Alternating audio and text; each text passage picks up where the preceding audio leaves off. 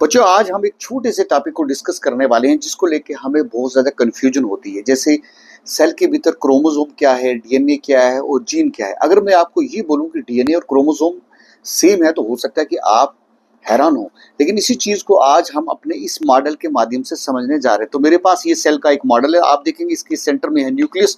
अगर हम न्यूक्लियस का खोल हटाते हैं तो इसके बीच में हमें ऐसा उलझा हुआ स्ट्रक्चर नजर आता है जिसको हम बोलते हैं जेनेटिक मटेरियल डीएनए। आमतौर पे सेल के अंदर जो डीएनए है दो प्रकार से रह सकता है, कॉइल्ड और अनकॉइल्ड।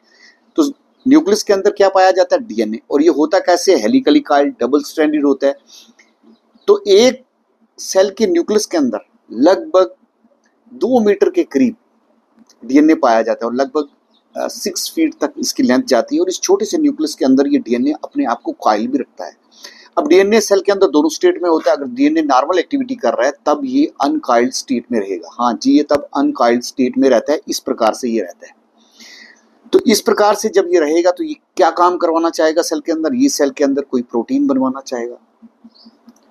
और क्या करना चाहेगा? जो भी काम सेल के भीतर जरूरत है तो वो डीएनए अपना मैसेज एमआरएनए के जरिए उस प्रकार की प्रोटीन बनवा देता है।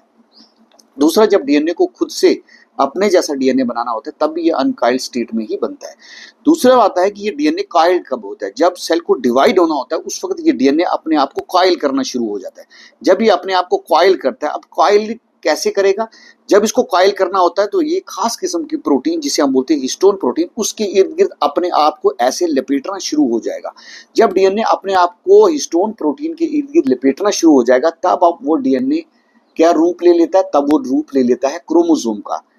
तो होप कि आपको ये समझ आ गया होगा कि जब डीएनए खुद को हिस्टोन प्रोटीन के ऊपर कॉइल करता है तब वो क्या बन जाता है? क्रोमोसोम।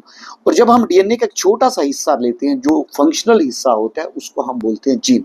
होप कि आज के इस छोटे से टॉपिक में आपको इस मॉडल के माध्यम से समझ आया होगा कि डीएनए क्या है, क्रोमोसोम क्या है और जीन क्या है। Thank you.